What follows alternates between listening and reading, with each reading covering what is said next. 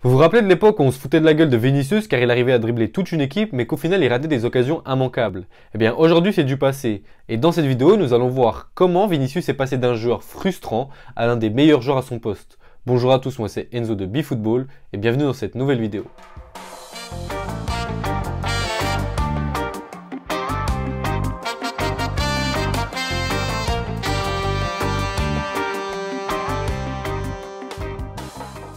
Bon, alors déjà, avant de commencer cette vidéo, n'hésitez pas à la liker si elle vous plaît et surtout si vous voulez voir d'autres contenus de la sorte, n'hésitez pas à vous abonner. Donc voilà, on commence la vidéo avec le parcours de Vinicius Junior au Real Madrid et on va d'abord commencer par son échec au Bernabéu. Vinicius Junior arrive au Real Madrid en 2018 pour une somme de 45 millions d'euros, juste après le départ de Cristiano Ronaldo. Et ça, c'était déjà un problème, étant donné que le meilleur joueur du Real Madrid à cette époque quitte le club et le joueur qu'on recrute pour le remplacer entre guillemets, c'était Vinicius Junior, un jeune de 18 ans.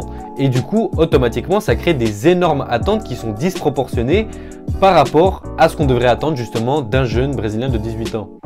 Ensuite, en 2019, on a l'arrivée de Eden Hazard qui devait prendre la relève, mais il ne l'a jamais fait. Il s'est blessé maintes et maintes fois. Et même encore aujourd'hui, on le voit plus sur le terrain. Mais alors pourquoi Vinicius Junior suscitait tant de frustration du côté des Madrilènes? Eh bien c'est tout simplement parce qu'il avait énormément de gâchis. Même si Vinicius, comme je vous l'ai dit dans l'intro de la vidéo, pouvait dribbler toute une défense, une fois arrivé devant le but, il ratait des occasions immanquables que même mon grand-père aurait mis. Si je vous mets ses statistiques, lors de sa première saison avec les Madrilènes, il a mis 4 buts et 8 passes décisives. La deuxième saison, 5 buts et 3 passes décisives. Puis la saison dernière, 6 buts et 4 passes décisives.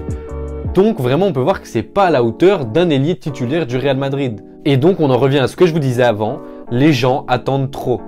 Après, ça n'a pas forcément étonné les spécialistes du football brésilien, car on retrouvait déjà cet aspect de gâchis quand il jouait à Flamengo. Et je peux comprendre qu'un transfert de 45 millions pour un joueur qui avait déjà des problèmes devant le but, soit un transfert qui pas énerve les gens, mais un transfert qui puisse étonner et du coup susciter de grosses attentes.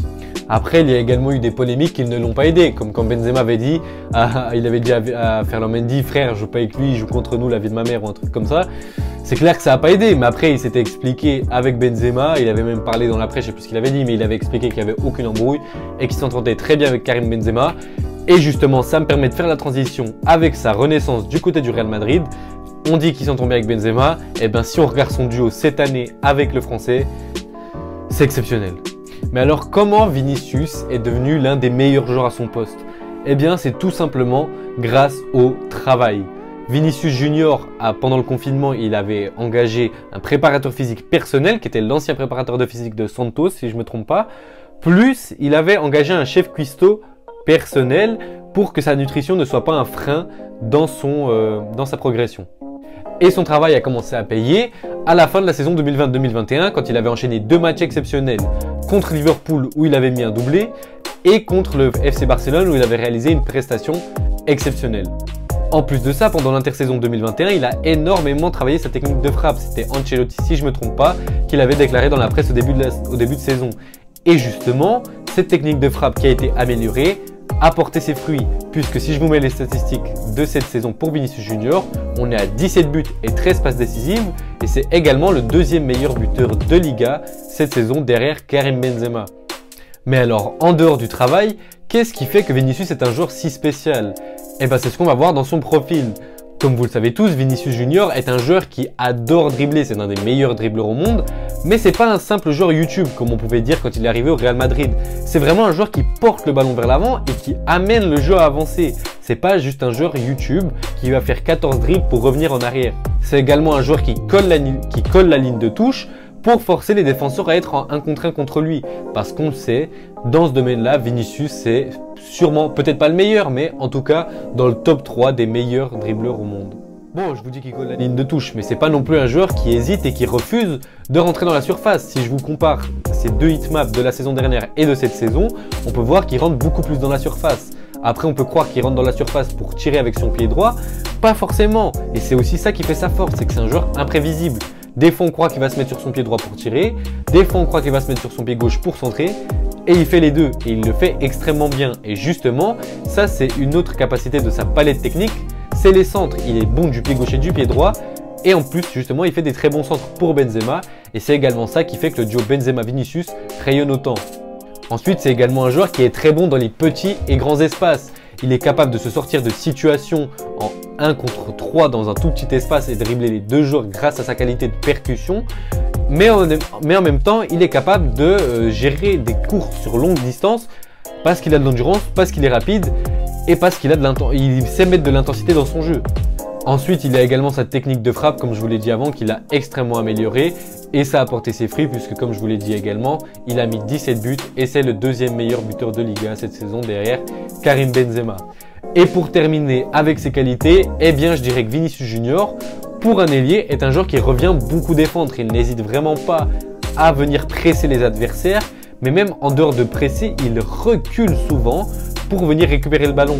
Et la plupart du temps, ça porte ses fruits.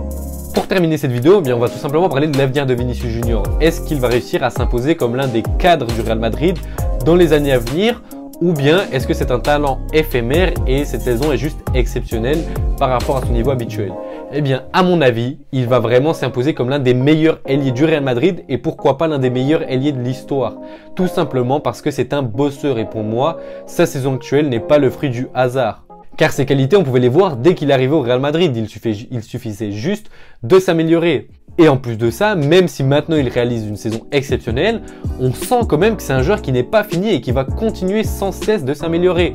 Donc pour moi, j'ai pas envie de dire que c'est le futur Neymar, futur Ronaldinho, même peut-être qu'il pourra faire mieux, hein. Mais pour moi, c'est un des futurs meilleurs joueurs au monde. Et pour moi, également, ça fait 10 fois que je dis pour moi, il pourra potentiellement remporter le Ballon d'Or.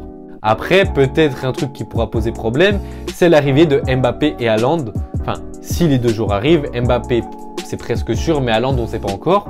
Ça pourrait poser problème parce que pour moi, en attaque, il y aura pas. S'il y a un joueur qui doit être mis sur le banc, ça va pas être Benzema, ça va pas être Haaland et ça va pas être Mbappé. Donc pour moi, si les deux joueurs arrivent, Vinicius risque de se retrouver sur le banc un petit moment. Après, non, sérieusement. Après, je pense que Vinicius pourra rentrer et Ancelotti va faire tourner. Des fois, ce sera Haaland qui sera sur le banc, des fois peut-être Benzema. Peut-être que Benzema va reculer d'un cran. Après, ça va être compliqué parce que Kroos, Modric et Casemiro, c'est un excellent milieu de terrain. Ça va être une question difficile. Après, peut-être qu'Haaland ne va même pas arriver cet été. Peut-être que Mbappé va prolonger jusqu'en 2028, jusqu'au PSG, même si je pense pas du tout. Mais en tout cas, c'est quelque chose qui pourra poser problème pour Vinicius Junior.